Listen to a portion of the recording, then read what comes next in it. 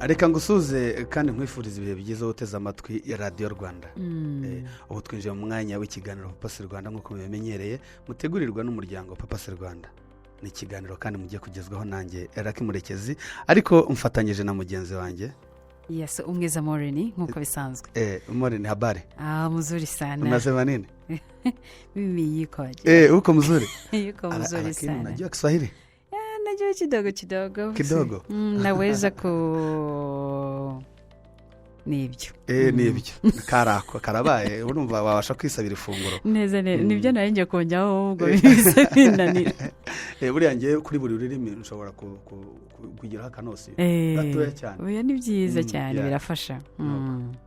Reka rero twizere yuko namwe aho muri hose bateze amatwi radiyo Rwanda. Iki ni ikiganiro Papasi Rwanda, aho muri hose rero tubahaye ikaze. Ushobora no kunyarukira kuri social media zacu ukatubwira uko umeze, ukatubwira uko waramutse, uko wiriwe, uko waraye bitewe n'aho uri ku isi yose.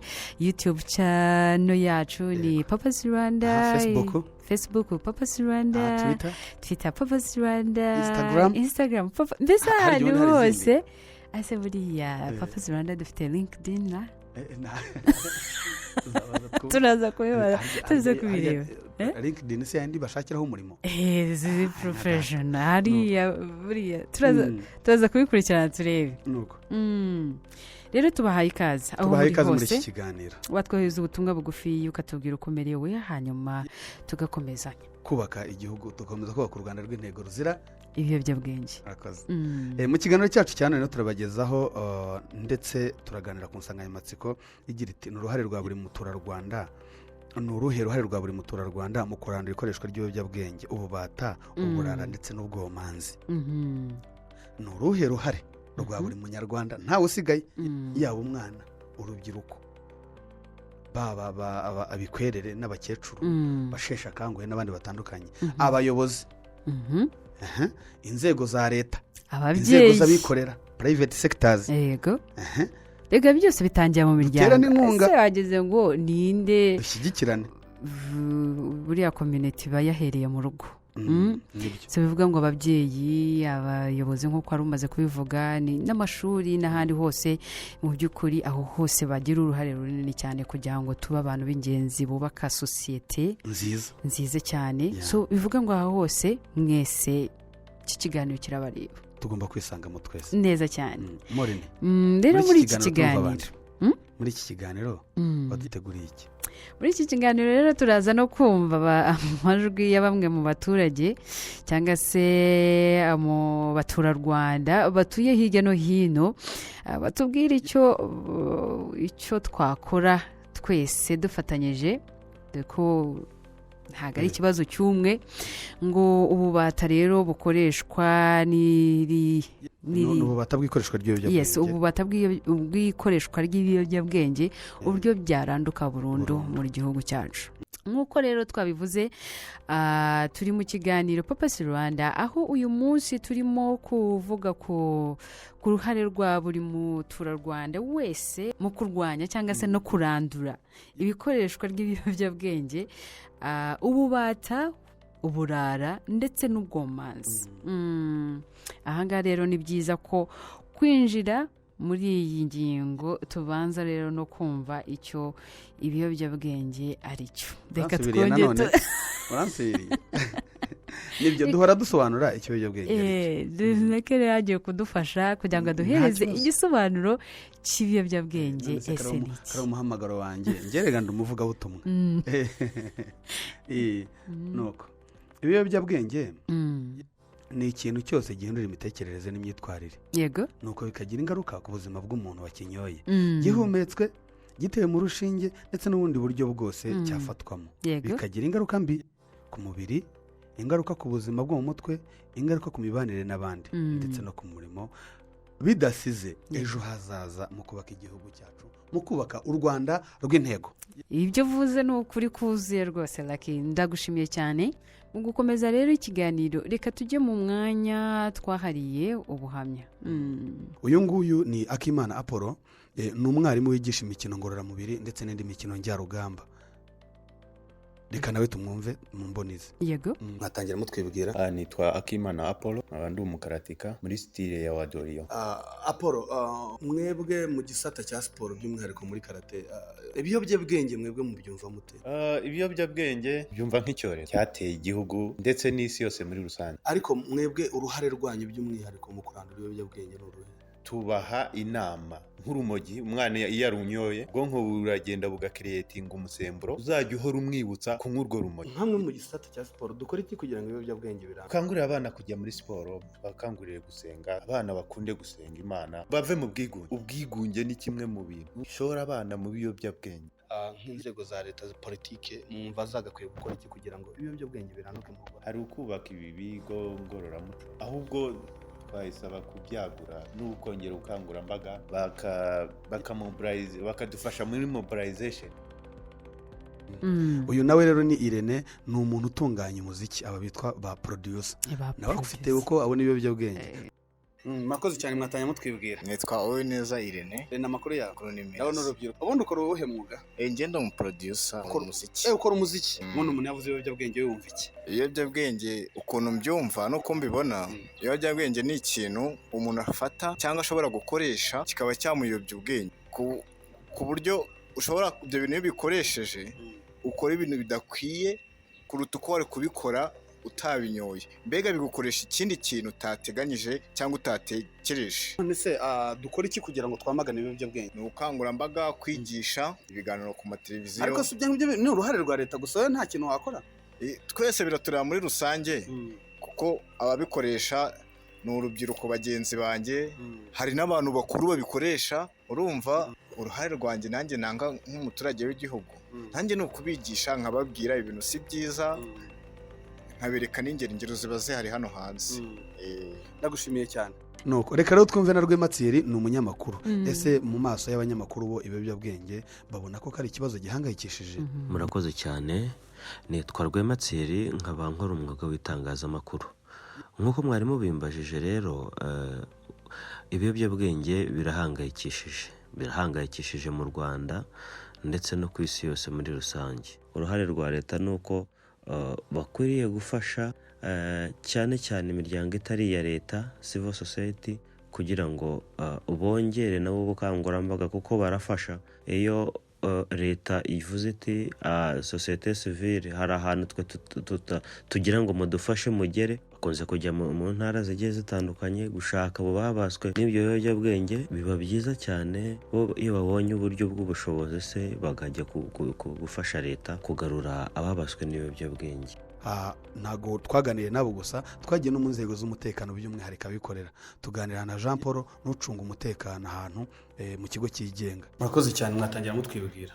Murakoze, nitwa Turayisenga Jean Paul, aho ndi urubyiruko. Nk'umuntu rero ushinzwe umutekano by'umwihariko mu Banyarwanda ndetse no mu bandi baturarwanda muri rusange, mwatubwira ishusho y'uko mubona ibiyobyabwenge mu Banyarwanda ndetse no ku isi muri rusange? Yego, murakoze cyane cyane. Ndahera ku rubyiruko, niho ndi burebe cyane. Urubyiruko usanga akenshi rwugarijwe n'ibiyobyabwenge, usanga ruri mu ngeso mbi, cyane cyane nk'umuntu wanyweye ibiyobyabwenge ari urubyiruko, kenshi ntabwo aba yubaha ababyeyi. Ikindi nanone, nk'umuyobozi runaka yamubwiye nk'akantu agomba gukora ntabwo akumva, kuko akenshi ubwenge buba bwaragiye kubera ikiyobyabwenge. Noneho urubyiruko cyangwa se twebwe muri rusange dukora iki kugira ngo turandure ibiyobyabwenge? Icyo twakora nk'urubyiruko, icya mbere twakiheraho ni ukubirandura cyangwa se kubireka kubinywa. Icyo leta yakora n'ubundi nacyo isanzwe ikora, ihora ishishikariza abanyarwanda kugira kureka ibiyobyabwenge, ariko nanone ntabwo yarekera aho ngaho, yakomeza kudukangurira kureka ikintu kijyanye n'ikiyobyabwenge, kuko ntabwo ari cyiza. Hari rero n'umudamu, urabizi neza yuko mu Rwanda ndetse hagomba kubaho uburinganire, ntiduheze n'abari n'abategarugori, sibyo? Uyu mumama rero bamwita Isimbi, ni umubyeyi w'abana 4, nawe afite uko yumva ibiyobyabwenge. Ese birahangayikishije? Ese wabyumva ate? Murakoze cyane, mwatangira mutwibwira. Nitwa Isimbi Claudine. Isimbi Claudine, ese iyo umuntu avuze ibiyobyabwenge mwebwe mwumva iki? Ibiyobyabwenge numva itabi n'inzoga cyangwa se ikindi kintu cyose umuntu anywa kikamuyobya ubwenge. Numva nyine iyo wanyweye inzoga nyinshi cyangwa itabi, ubwenge buva ku gihe, umuntu akaba yakora ibyo atazi, yataye kontorore. ubwo ni itabi iryo ari ryo ryose njye numva itabi ryose ari ikiyobyabwenge. mu Rwanda kubirandura birashoboka. Birashoboka. Gute? Buri wese ashyizemo uruhare rwe tukabirwanya byacika. ubwo wenda nk'uruhare rwawe ni uruhe? Uruhare rwanjye ni uko mbonye nk'uri kubinywa nkamugira inama nkamubwira ko kunywa ibiyobyabwenge atari byiza. Leta yo ikwiye kuba yakora iki kugira ngo ibiyobyabwenge biranduke mu isi cyangwa se mu gihugu cyacu? Leta nayo numva yashyiramo umuhate wo kubyigisha. no kwigisha abantu bakabimenya. Urakoze cyane. Ese wowe udukurikiye ubona twakora iki ngo turandure ikoreshwa ry'ibiyobyabwenge mu Rwanda? Ibitekerezo byanyu mukomeze mu biduhe ku mbuga nkoranyambaga zacu kuri Twitter, Instagram ndetse na Facebook twitwa Papas Rwanda, hadasigaye na YouTube cyane. Mu gukomeza rero ikiganiro reka tujye mu mwanya twahariye ubuhamya. Yes, nkusanze ahangaha ku kazi ndabona ufite courage nyinshi cyane. Reka dutangiye twibwira abantu baduteze amatwi nona. Nitwa Kalisa. Yego Kalisa. Kalisa, amakuru yawe? Amakuru ni meza. Yes, Kalisa, tugira ngo uduciremo mu ncamake urugendo rwawe mu gihe wakoreshaga ibiyobyabwenge, mu by'ukuri byatangiye bite, wabitewe n'iki? Yes, ngewe ibiyobyabwenge narabikoresheje cyane igihe kinini, narabinyweye pe. Ariko nyuma byaje kumviramo ingaruka y'uburwayi bukomeye, biba ngombwa ko nza kubihagarika. Uza kubireka uyu munsi wa none ukaba warakuyemo uburwayi, ariko ukabona ndabona uracyari umusore, uracyafite imbaraga rwose, urimo kurwana n'ubuzima. Ariko uyu munsi wa none hari bamwe wasizeyo cyangwa se hari abandi baguteze amatwi nonaha ariko bakirwana no kubikoresha umunsi ku wundi. Niki wababwira yenda bataragera aho barwara indwara? Nyine impamvu mu buriya buzima tuba tubayeho nk'abantu bihebye, twumva tubayeho nk'abantu bazapfisha, bigatuma umuntu nta kintu yitaho. Ariko nagira ngo mbabwire ko ubuzima se ari aburangirire, ibintu birahinduka. Gusa uko mbona gutyo urabona ari umujene mwiza rwose, n'uwakureba ntabwo yamenya ko wabikoresheje. Ibintu byarahindutse. Rero icyo ndi kubwira bari abana nasize ku muhanda, usibye nabo hari n'abandi babikoresha bataraho ku muhanda. Ibiyobyabwenge ntabwo ari byiza, birica ndetse biranadindiza. Yego, urumva byangizeho ingaruka y'uburwayi. Nibwo buhamya nanjye nabwitangira. Nyibutsa amazina yanyu? Nizeyimana Jean Baptiste. Jean Baptiste Nabirikumana. Hano mu Bateza Nabirikumana. Mu buzima busanzwe ni amahoro biragenda? Biragenda neza nta kibazo. None se wenda reka mere kuri Jean Baptiste. Iyo umuntu avuze ibiyobyabwenge wumva iki? Ibiyobyabwenge twumva ko igihe umuntu agize icyo bita kuyobya ubwenge, nuko hari ibintu aba yabashije kunywa bibasha kuyobya ubwo bwenge bwiwe. Nk'ibiki? Icya mbere tumenyereye twumva nk'urumogi, tukumvamo inzoga, ibyo numva ko ari ibiyobyabwenge. Iyo binyweye bikarengera. Yes, warengeje urugero. Nkawe wanywa nk'amakarita angahe ya rikeri? Oya, bitewe nuko nzi yuko ziriya nzoga ziba zikaze, kandi ugerageje kunywa nyinshi zakwica. Ubundi nk'umuntu nibura yakagombye kunywa nk'agacupa kamwe akitahira. Nubwo yes, nubwo butashye neza nk'imfura, nta n'ahantu wakwandurayo. Wowe ubyumva uterere? Niyo ko mbyumva rero ku marikeri, nanjye kurwangira hano ukuntu mbyumva. Kandi urayinywa?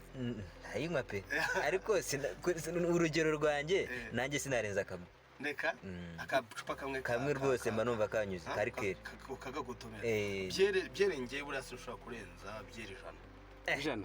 Byeri macupa ijana. Aho ngaho bakabirije n'amacupa ijana mu gihe cy'umwaka? Ni ku mwaka. Ubwo dusipoze ko mu kwezi waba uri kunywa agace. Ngewe nka mu rugero. Wowe nka mu rugero. None se nk'uko mubibona muri karitsiye aho mutuye, mubona ibiyobyabwenge atari ikibazo? Ni ikibazo. Dukora iki kugira ngo twirinde ibiyobyabwenge? Icyo twakora njye numva twabifatira ingamba ndahinduka nyine umuntu, mbega ku buryo ufata ingamba na buri wese akumva ko ari ingamba ituma buri wese afashe ikiyobyabwenge nawe byamuzanira ingaruka nyine. Ingaruka mbi. Ariko si ingamba twafata ni nk'iki? Cyane kubaganiriza? Oya, nyine urabona tubakubite mu ruhame si no kubakubita mbega inkoni ntago ikizingeso ahubwo ivuna ingufu inkoni ntago ivuna igufwa ivuna ingeso ntago inkoni ivuna igufwa ntago ikizingeso ubwo nibyo ntabwo hanyuma rero tubaganirize mu ruhame hariya mu nteko z'abaturage dukora iki mu tugoroba tw'ababyeyi mu cyangwa nk'ibyo ngibyo ikintu nakumva cyo ni uko buriya iyo umuntu aganirijwe mu bintu bijyanye n'ibiyobyabwenge nyuma yaho nibwo iyo ubona bikomeje kugenda bizamura indi ntera nkeka ko abaturage bafatanyije n'ubuyobozi babasha kubirwanya bikagabanuka yes ubwo se abaturage bafatanya n'ubuyobozi gute kandi abaturage babigira mu murima abandi bagiye kandi ubuyobozi nabwo bari ku murenge ikintu nakubwira cyo buriya iyo abantu bagiye bari ahantu bagenda baganira byinshi bitandukanye byimbitse yes dushobora nko kuganira ahubwo ariko nubwo turimo turaganira bwose kwa biri ku nzira Jacques acuruza urumogi sibyo ayo mu Babylon uraraburije icyo gihe iri kumwe n'ubuyobozi nabwo bugomba kukukingira ikibabo kavuga ati wa muntu wacu aba afite security ariko tumenye ngo aduhaye amakuru yuko kwabire ku nzira Jacques acuruza ibiyobyabwenge nge nkumva ko aribwo buryo twabasha kubirwanya dufatanyije n'ubuyobozi muri make ni kwa kundi kuba ijisho rya mugenzi wawe kuba ijisho rya mugenzi wawe ukaba ijisho ry'igihugu noneho wabona icyaha ukagikumira kitaraba ugafatanya na leta noneho ukavuga uti runaka uriya bakamufunga rero afungurwa akaza noneho akakunywera afungurwa yagororotse cyane rwose wese agororotse urumva baba bari kugenda bamukuramo za ngeso mbi n'ibyo hanyuma rero twebwe nk'ababyeyi murabizi ko dufite abana ntabwo gutyo hari igihe bari bashaka bro ntawe reba ubwanwa n'ubwanwa ubwanwa ntabwo aribwo bugaragaza ukuri gusa nawe waravumbutse ariko nkawe ufite abana abana bacu se tubigenze gute mwana abana bacu cyane cyane muri ibihe by'ibiruhuko ibihe by'ibiruhuko nge ikintu numva cyo ni uko tugomba gukurikirana abana ntitubatererane umwana ukamwigisha ukamuha amasaha yo kugira ngo yisanzure ariko nk'umubyeyi ukaza kumujyana andi masaha nanone kuba hari utundi tuntu arimo tumuhuza kugira ngo areke kujya hirya no hino bigatuma yateshwa ku murongo nanone sasa wowe babumva indimo nk'abo tuva indimwe wenda twese ntabwo dukorana ingeso zimwe ariko nzi ko nkura mbona ko twarezwe neza sibyo ko ingeso zihinduka umuntu akuze ariko umuntu akora agendeye kuri bwa burere ababyeyi bamuhaye nibyo reka rero mbashimire murakoze cyane gira akazi keza yego nawe urakoze muhigahige turi ko twabona ikintu uyu munsi reka dushake umugati akazi keza rero yego urakoze rero akaryoshye ntigahora mu itama turabashimira mwebwe mwese mwadukurikiye kuva mu ntangiriro z'iki kiganiro ndetse no kugeza ku musozo ndetse n'itsinda ry'abagize uruhare runini kugira ngo iki kiganiro gitambuke kuri radiyo Rwanda bakuze cyane Morini umwiza nawe reka ngushimire cyane Lucky reka rero tubashimire mugire amahoro n'amahirwe mugire u Rwanda ruzira ibiyobyabwenge mugire impagarike n'ubugingo naho ubutaha